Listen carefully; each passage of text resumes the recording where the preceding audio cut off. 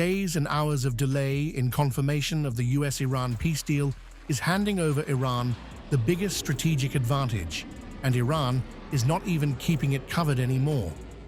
Tehran is using its foreign ministry to broadcast to the world, and to the West in particular, that Hormuz has changed forever. And the reason for this is none other than U.S. President Donald Trump. Here is what is happening.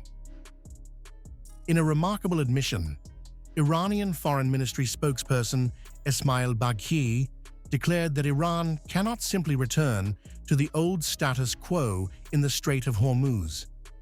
Tehran says the war exposed vulnerabilities, alleging that U.S. and Israeli military operations used regional territory and maritime routes to threaten Iranian security. Iran now says the old system is gone and a new framework is being prepared. I have explained many times that the action taken by the Islamic Republic of Iran after the start of the military aggression by the United States and the Zionist regime using the territory of some countries in the southern Gulf region is fully in accordance with international law. We have taken these measures to defend Iran's national sovereignty and national interests. In the future, we certainly cannot ignore the previous experience. An experience we have had in this quarter regarding the misuse of this waterway to threaten Iran's national security.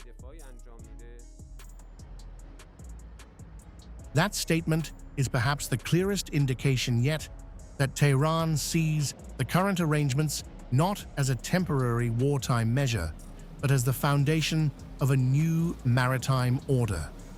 Iran says it is already working with neighboring states to create a new framework governing traffic through one of the world's most important energy corridors. Therefore, we will develop a mechanism with the participation of other coastal states of the Strait to both ensure safe navigation and ensure that the Strait of Hormuz is not misused by other parties to harm Iran's national security. Navigation services and environmental protection are very important.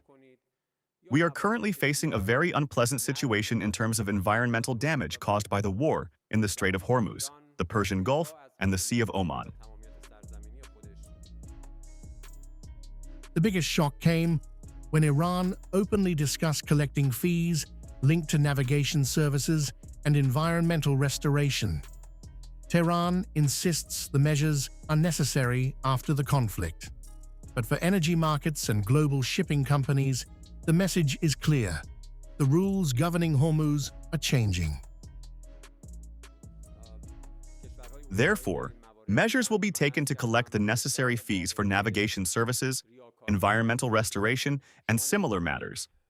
But the important issue is that we must ensure that the Strait of Hormuz, as an important waterway, is neither misused to threaten Iran's security and national interests, nor blocked from use for the benefit of the international community.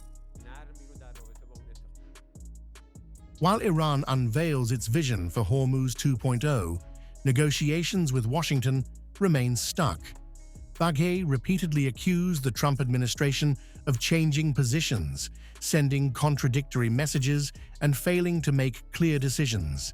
Tehran argues that every delay only deepens uncertainty and allows Iran more time to shape realities on the ground. For Iran, the problem is not a lack of communication. The problem, it says, is a lack of consistency from Washington. You have said everything I needed to say.